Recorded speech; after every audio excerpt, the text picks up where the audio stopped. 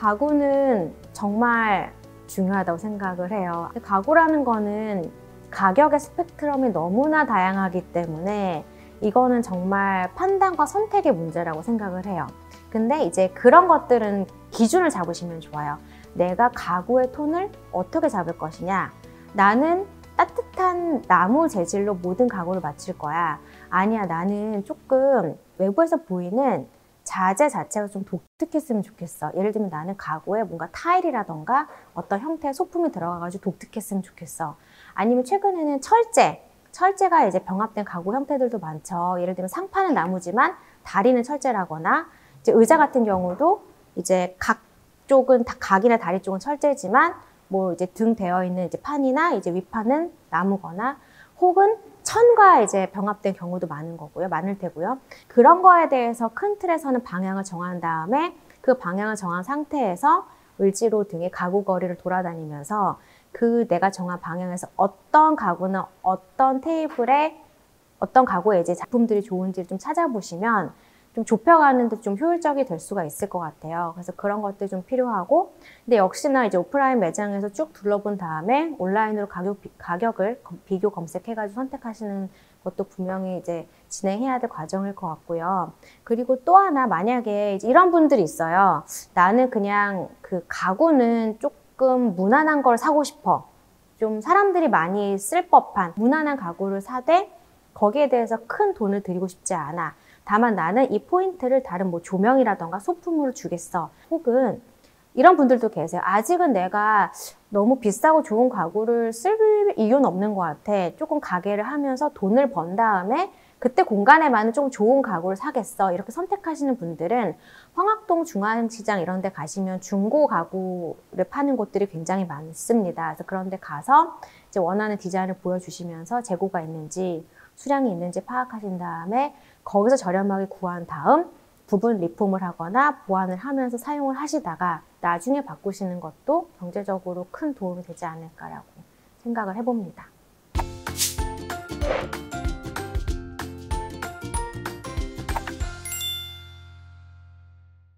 사실은 문이랑 창문은 멀쩡하게 열고 닫힌다 라는 것만으로도 굳이 바꿀 필요가 있나 라는 많은 생각들을 하실 것 같아요. 저 역시도 이건 선택의 문제라고 생각을 하는데, 다만 역시나 어떤 내가 원하는 디자인이 있고 조금 색다른 분위기를 연출하고 싶다. 문 하나만으로도 그런 분들한테는 이런 것들의 선택지도 결국에는 어떤 가게 인테리어의 많은 부분 차지하고 또 특별함을 주기도 하죠. 문도 다양한 형태가 있고 창문도 다양한 형태가 있습니다. 예를 들면 단순히 열고 닫고 밀고 당기고의 문도 있지만 미닫이 문도 있을 테고, 다양한 뭐 철제라던가 독특한 유리 자재라던가 이런 문들도 되게 다양하게 있고요. 예를 들면은 그런 경우도 있어요. 이동진의 빨간 책방이라는, 지금 문 닫았지만 거기는 입구가 되게 빨간 문이 예쁘게 딱 자리 잡혀 있어요. 그것만으로도 사람들한테 뭔가 조금 설레이고 기분 좋은 느낌을 줄 수가 있는 거죠. 빨간 책방에 왔는데 빨간색 문이 있네? 그것만으로도 사람들한테 좋은 인상과 좋은 호감을 줄 수 있는 거예요. 물론 문은 잘 열리고 닫히는 것만으로 충분하지만 내가 어떤 가게 컨셉이라던가 이름이라던가 메뉴에 있어서 어떤 처음 그 인상이 문이라면은 문에 신경을 쓰는 것도 방법이고, 규격화된 문이라면 사실은 50만 원, 60만 원 정도 예산 내에서 독특한 소재로 충분히 선택지가 가능합니다.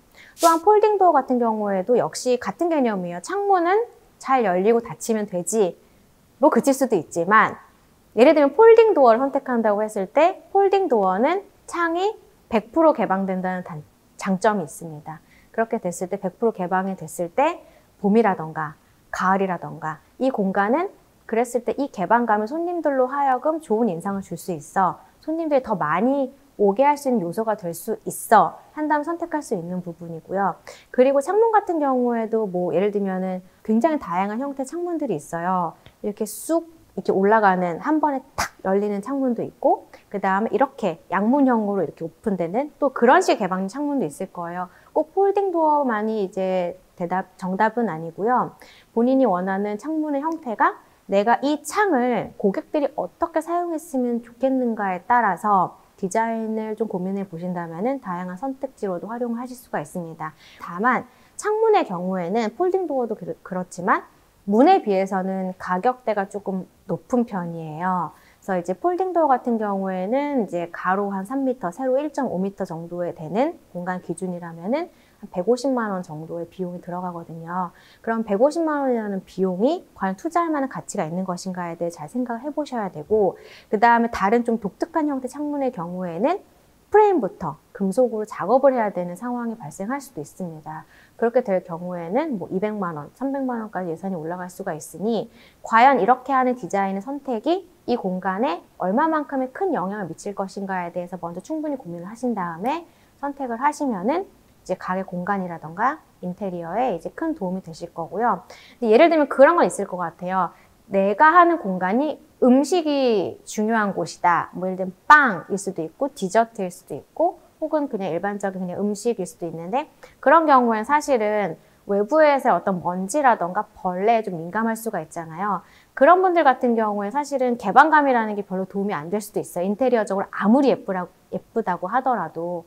그런 경우에는 사실은 어떻게 보면은 기능성이 더 중요할 수도 있으니 그런 거에 좀 참고하시면 좋을 것 같고, 판매하는 어떤 물건이라던가 형태에 따라서도 이게 도움이 될 수도 있지만 굳이 필요가 없을 수도 있다는 점을 참고하시면 좋을 것 같습니다. 네.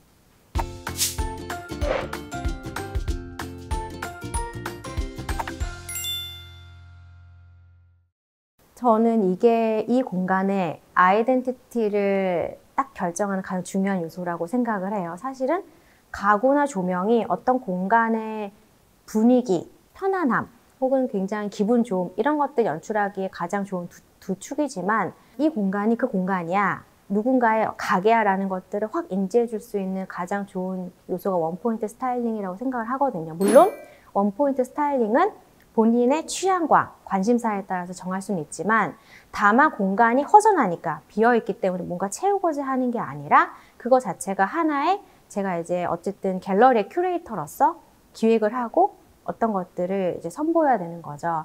저 같은 경우에는 원포인트 스타일링을 어떤 식으로 선택을 했냐면은 미술 작품을 거는 거를 선택을 했고, 그리고 그 미술 작품을 걸 때 카피본이 아니라 오리지널 제품을 걸자라는 쪽으로 저는 그렇게 선택을 한 거죠. 그래서 이제 프린트 제품이어도 카피라이트이 있는 제품으로, 그리고 실제 작품 같은 경우에는 작가분한테 뭐 작품을 의뢰한다든지 그런 형식을 선택을 해가지고 짝퉁이 아닌 진품 제품을 걸었는데, 사실은 카피본이라는 게 굉장히 많이 나오고 있어요. 시장에는 가구도 그렇고 뭐 그림도 그렇고 카피 제품은 저렴하고 쉽게 살 수 있지만, 이게 사진으로 찍었을 때 혹은 영상을 노출이 됐을 때 그 어떤 그 미묘한 어떤 그 차이가 있더라고요. 분위기의 차이도 있고. 그렇기 때문에 저는 이제 그런 것들의 차이가 명확하다라는 생각 때문에 오리지널 제품을 선택을 했고, 그렇게 해서 선택을 했기 때문에 이 공간에서 사진을 찍었을 때 아, 이게 원부 술집이구나, 모어드 위스키구나, 하루키 술집이구나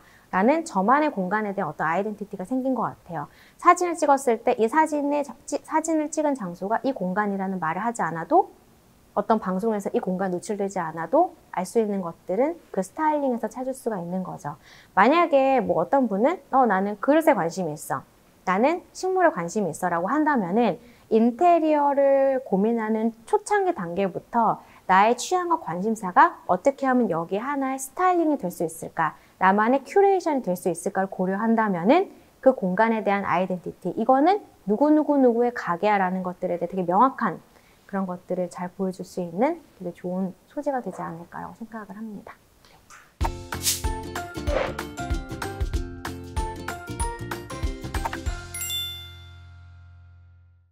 가장 중요한 건 뭐냐면은 나의 성향과 나의 취향을 잘 알아야 나와 가장 잘 어울리는 공간을 내가 직접 인테리어로 구현할 수 있다라는 거였어요.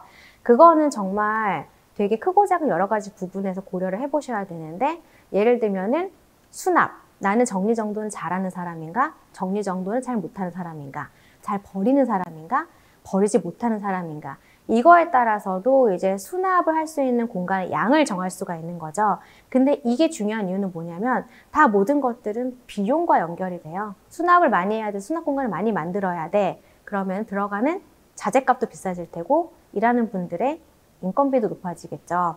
그렇기 때문에 그런 부분에 대해서 되게 중요하고, 또 다른 것들은 내가 어떤 공간을 좋아하는가, 그리고 나와 가장 잘 어울리는 공간은 어떤 공간인가에 대해서도 취향을 알아가야 되는데, 사실 이런 부분은 처음부터 알기는 쉽지는 않아요. 근데 중요한 거는 뭐냐면 이런 건 있는 것 같아요. 세상에 멋진 공간들이 너무 많아요. 너무 많은데 저 공간이 멋지니까 저거를 따라하자. 이런 선택은 가장 최악의 경우라고 저는 생각을 해요. 그런 좋은 공간을 어떻게 하면 나만의 스타일로 내 브랜드의 공간으로 치환할 수 있을까? 해석할 수 있을까가 중요한 거죠. 하늘 아래 사실은 새로운 창조물이라는 건 없잖아요. 기존에 있는 많은 것들을 보면서 거기서 나와 가장 잘 어울리는 것들을 찾아가는 과정이라고 생각을 하는데, 그런 부분에 있어서도 따라하는 게 아닌 내 스타일과 주관이 들어간 공간을 만드는 게 중요한 거고, 그렇기 때문에 아까 말씀드렸던 매뉴얼북도 중요한 것 같아요. 매뉴얼북이라 함은 내 공간이 어떤 컨셉으로, 어떤 타겟으로, 어떤 메뉴로, 어떤 구성으로 내가 운영할 공간인가를 잡는 거기 때문에 거기서 이제 인테리어들이 들어오는 거죠. 이 색깔이 예뻐. 그래서 이 색깔을 기준으로 인테리어를 세팅하는 게 아니라 이런 컨셉으로 쭉 내려온 공간이기 때문에 아, 이런 공간이라면 메인 컬러는 이런 게 어울리겠구나. 이런 소품이 적합하겠구나. 여기에 내 취향을 담으려면은 이 공간에 힘을 줘야겠구나. 힘을 빼야겠구나. 수납장이 별로 필요가 없겠구나. 수납장을 많이 써야겠구나. 여기에는 사람이 몇 명이 오니까 편한 공간이겠구나. 아니면은 뭐 여기는 단체 손님이 안 오면 좋은 공간이겠구나 라는 것들이 정해지기 때문에 그런 것들에 대해서 그 나의 성향과 나를 잘 아는 그 과정이 필요한 것 같아요. 근데 이거는 비단 인테리어뿐만이 아니라 내가 어떤 공간을 할지, 어떤 창업 과정을 겪을지, 내 브랜드를 어떻게 구현할지, 이거에 대한 모든 출발점이기 때문에 이게 이제 인테리어든 어떤 장르든 간에 이걸 하나를 잘 소화해낸다면 거기서 또 다른 많은 이제 부수적인 결과물들, 부수적인 어떤 좋은 컨텐츠들 혹은 좋은 결과물들 또 다시 받을 수 있는 그런 과정이 되지 않을까라고 생각을 합니다. 네.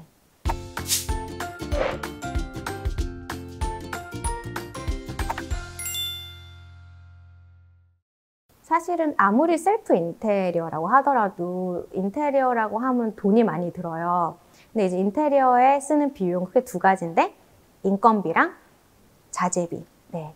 자재비는 어떤 재료나 어떤 물건들을 구입하는 비용, 인건비는 이 공간을 구현하기 위해서 실제 작업자분들이 작업을 해주시는 비용. 근데 조금 무서운 게 뭐냐면은 사실 자재비는 그렇게 큰 비용이 들지는 않아요. 뭐 우리가 어디 뭐 수입산 굉장히 고급 원목을 사용하는 게 아니라면 큰 비용이 들지 않기 때문에 결국에 인테리어 비용이 많이 든다 적게 든다 핵심은 인건비를 내가 얼마큼 효율적으로 쓰느냐의 차이인 것 같아요. 이제 그럼 도대체 보통 인건비가 뭐 어느 정도 하길래? 라고 궁금하실 텐데 보통 이제 정석으로 이제 인테리어를 한다고 하면 작업자분들은 2인 1조로 다니세요. 메인 작업자분, 그 메인 작업자분의 일을 도와주시는 보조 작업자분들. 그래서 2인 1조에 하루 인건비, 하루 일당이 50만 원입니다. 뭐 목공 며칠, 페인트 며칠 다 합해서 30일만 작업한다고 해도 비용이 굉장히 커지겠죠. 그렇기 때문에 아까 수납부터 나에 대한 취향이나 스타일을 잘 알아야 된다라고 하는 게 이 인건비를 어떻게 하면 효율적으로 잘 절약하면 쓸 수 있을까가 또 관건이기 때문에 그런 부분에 있어서 비용을 잘 계산하셔야 되고 계획이라던가 스케줄도 잘 짜셔야 되고 작업자분들과 충분히 소통을 하면서 이 일이 얼마나 걸릴지 어떻게 하면 좀 시간을 줄일 수 있는지 혹은 내가 말하는 어떤 의사결정 과정에서 불필요한 부분이 없는지를 계속 얘기하면서 체크하는 과정도 분명히 필요합니다. 셀프 인테리어이기 때문에 우리가 전문가가 아니기 때문에 우리가 결국 조언을 얻을 수 있는 방법은 뭐 인터넷, 과거 경험자들도 있겠지만 실제로 이 공간을 직접 작업해 주신 현장 작업자분들이세요.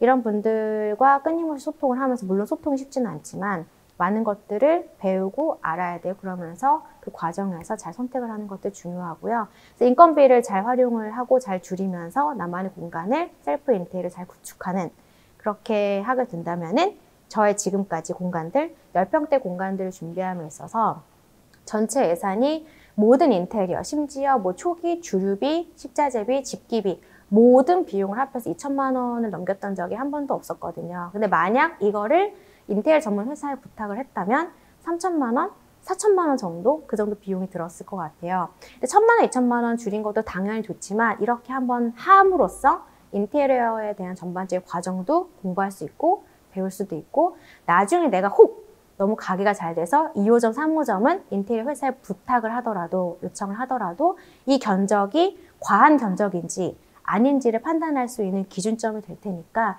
한번 해보시고 그 부분에 대해서 각자가 한번 스터디를 해본다면은 추후 가게를 운영하거나 또 다른 공간들을 운영할 때 큰 도움이 될 거라 생각을 합니다. 네.